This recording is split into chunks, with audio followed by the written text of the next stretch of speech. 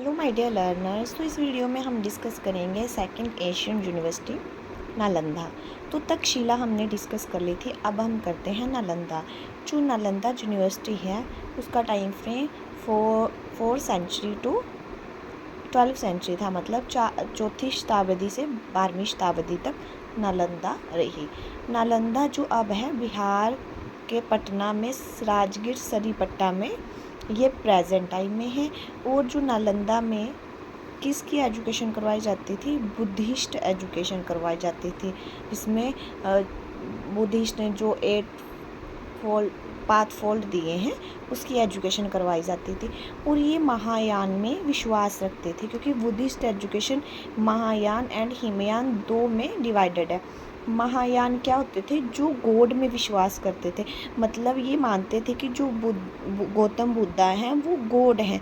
But उसके opposite जो हिमयान है वो गौतम बुद्धा को गॉड नहीं मानते थे। वो कहते थे कि सेल्फ मेडिटेशन ज़रूरी है। कोई भी व्यक्ति कुछ भी प्राप्त कर सकता है अगर उसमें सेल्फ मेडिटेशन है।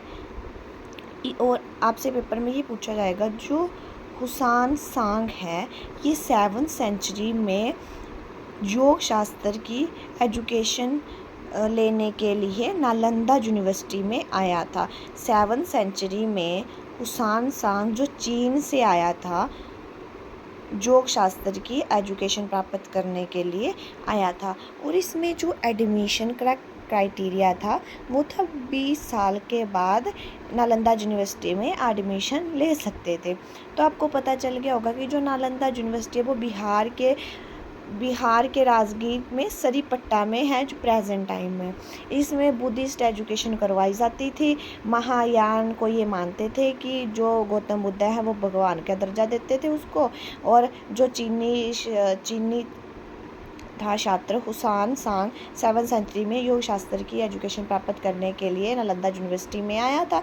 और इसका जो एडमिशन प्रोसेस है वो है 20 साल से के बाद यहाँ पे नालंदा में एडमिशन प्रोसेस होता था। और जो ये यूनिवर्सिटी थी ये सबसे बड़ी यूनिवर्सिटी मानी जाती है। और बख्तियार खिलजी के द्वारा इस यूनिवर्सिटी को नष्ट किया गया, जलाया गया। इसको जलने में 6 मंथ का टाइम लग गया था, क्योंकि इस यूनिवर्सिटी को विद्या का सागर कहा जाता था। और इस यूनिवर्सिटी में बहुत सी सारी किताबें थी, इसलिए इस यूनिवर्सिटी को जलने में 6 महीने का समय लग गया। और किसके द्वारा ये जलाई गई थी? बख्तियार खिलजी के द्वारा। आई होप आपको नालंदा यूनिवर्सिटी के बारे में पता चल गया होगा कि नालंदा यूनिवर्सिटी में क्या क्या इंक्लूडेड था।